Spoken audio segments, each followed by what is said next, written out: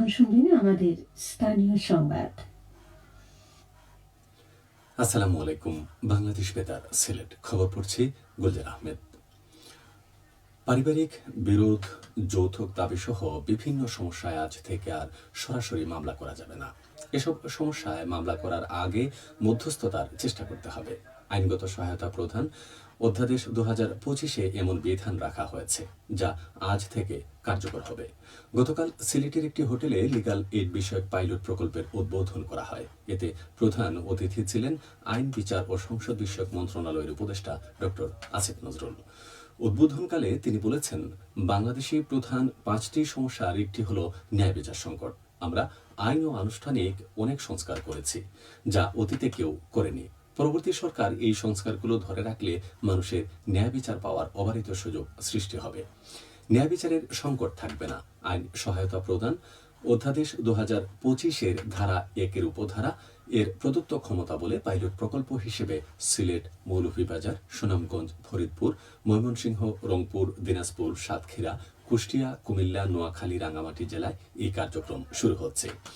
উপদেষ্টা আসিফ নজরুল বলেন, লিগ্যাল এইডের মাধ্যমে বিরোধ নিষ্পত্তিতে প্রচলিত আইনে নিষ্পত্তির তুলনায় 10 ভাগের 1 ভাগ সময় লাগে। প্রচলিত আদালতে যে বিরোধ নিষ্পত্তিতে 5 বছর সময় লাগে, লিগ্যাল এইড আদালতে সেটি নিষ্পত্তিতে 3 থেকে 6 মাস সময় লাগবে। একইভাবে প্রচলিত আইনে মামলার পর বিচারিক আদালতে রায়ের পর বহু মানুষ উচ্চ আদালতে যায়, কিন্তু লিগ্যাল এইডে বিরোধ নিষ্পত্তিতে 90 ভাগ মানুষ সন্তুষ্ট থাকে। তারা আদালতে মামলা করতে যায় না। আইন সংশোধনের ফলে এখন থেকে 11টি আইনে মামলার ক্ষেত্রে প্রথমে লিগ্যাল এইডে যাওয়া বাধ্যতামূলক জানিয়ে তিনি বলেন, পারিবারিক বিরোধ, পিতামাতার ভরণ পোষণ, সম্পত্তির ভাগ, যৌতুক, চেকের মামলা, বাড়ি ভাড়া সহ 11 ধরনের আইনে মামলা দায়েরের পূর্বে বাধ্যতামূলকভাবে লিগ্যাল এইডে আদালতে যেতে হবে। অনুষ্ঠানে জার্মান এম্বাসি, ঢাকার deputy head of corporation Janis Hussain, GIZ এর কান্ট্রি ডিরেক্টর মার্টিনা বুকার্ড, জেলা লিগ্যাল এইড কমিটি সিলেটের চেয়ারম্যান ও সিনিয়র জেলা ও দায়রা জজ মোহাম্মদ হালিমুল্লাহ চৌধুরী, জাতীয় আইনগত সহায়তা প্রদান সংস্থার নির্বাহী পরিচালক শেখ আশফাকুর রহমান উপস্থিত ছিলেন। এদিকে সিলেটের পর্যটন কেন্দ্র রাতারগুল পরিদর্শন করেছেন আইন, বিচার ও সংসদ বিষয়ক উপদেষ্টা ডক্টর আসিফ নজরুল। গতকাল দুপুরে রাতারগুল পরিদর্শনকালে তার সঙ্গে ছিলেন সিলেটের জেলা প্রশাসক সারোয়ার আলম সহ অন্যান্য সরকারি কর্মকর্তাগণ। এর আগে তিনি দক্ষিণ সুরমা উপজেলার আলমপুর টেকনিক্যাল ট্রেনিং সেন্টারে প্রশিক্ষণ কার্যক্রম পরিদর্শন করেন। এ সময় তিনি প্রশিক্ষণ কার্যক্রমের উন্নয়নে পরামর্শ দেন এবং প্রশিক্ষণার্থীদের নিয়মিতভাবে ক্লাসে অংশগ্রহণের আহ্বান জানান। হবিগঞ্জের লাখাই উপজেলার কৃষ্ণপুর গণহত্যা দিবস আজ। মহান মুক্তিযুদ্ধ চলাকালে 1971 সালের এই দিনে কৃষ্ণপুর গ্রামে একসঙ্গে লাইনে দাঁড় করিয়ে রাজাকারের সহযোগিতায় 127 জন গ্রামবাসীকে হত্যা করেছিল পাক হানাদার বাহিনী। আহত হয়েছিলেন শতাধিক নারী পুরুষ। নিহত 127 জনের মধ্যে পরিচয় পাওয়া 45 জনের নামে একটি স্মৃতিস্তম্ভ নির্মাণ করা হয়েছে। সিলেট ওসমানী আন্তর্জাতিক বিমানবন্দর সম্প্রসারণের সংশোধিত প্রকল্প অনুমোদন করেছে জাতীয় অর্থনৈতিক পরিষদের নির্বাহী কমিটি একনেক। গতকাল কমিটির সভায় প্রকল্পটি অনুমোদন দেওয়া হয়। এটি সহ সভায় মোট 8,333 কোটি টাকা ব্যয়ে 13টি প্রকল্পের অনুমোদন দেওয়া হয়। চা শ্রমিক দম্পতি ও কিশোর কিশোরীদের নিয়ে পরিবার পরিকল্পনা ও প্রজনন স্বাস্থ্য বিষয়ক উঠান বৈঠক অনুষ্ঠিত হয়েছে মৌলভীবাজারে।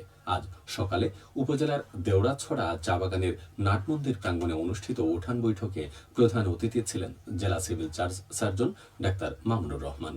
এতে চা বাগান ও বস্তি এলাকার চা শ্রমিক দম্পতি, কিশোর কিশোরী সহ 578 জন ব্যক্তি উপস্থিত ছিলেন। স্বাস্থ্য শিক্ষা ব্যুরো ও পরিবার পরিকল্পনা অধিদপ্তর যৌথভাবে এর আয়োজন করে। লেবু জাতীয় ফসলের উৎপাদন বৃদ্ধির লক্ষ্যে দিনব্যাপী কৃষক প্রশিক্ষণ কর্মশালা অনুষ্ঠিত হয়েছে মৌলভীবাজারে। আজ সকালে জেলা কৃষি সম্প্রসারণ অধিদপ্তরের কৃষক প্রশিক্ষণ কেন্দ্রে প্রধান অতিথি হিসেবে উপস্থিত থেকে এর উদ্বোধন করেন জেলা প্রশাসক মোহাম্মদ ইসরাইল হোসেন।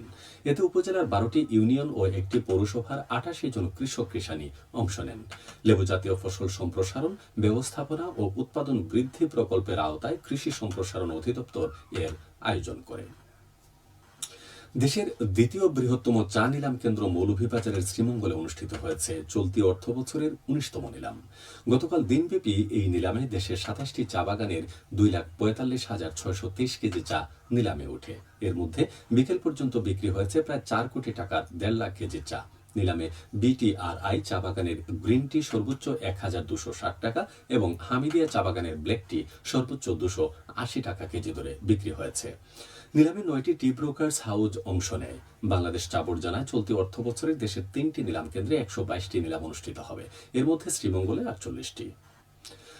সিলেট নগরের সড়কে হেলমেট পরিহিত মোটরসাইকেল আরোহীদের ফুল দিয়ে শুভেচ্ছা জানিয়েছেন এসএমপি কমিশনার আব্দুল কুদ্দুস চৌধুরী। এই ধরনের পুলিশি উদ্যোগ দেশের বিভিন্ন জেলায় হঠাৎ সচেতনতা বা সম্মান প্রদর্শনের অংশ হিসেবে দেখা যায়। আজ সকাল ১১টা থেকে নগরীর সড়কে হেলমেট পরিহিত বাইকারদের হাতে ফুল তুলে দেন কমিশনার।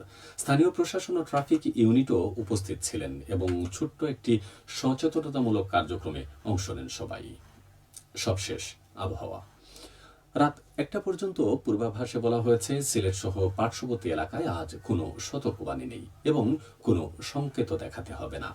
আজ সিলেটে সূর্যোদয় হয়েছে ৫টা ৪০ মিনিটে এবং সূর্য অস্ত যাবে ৫টা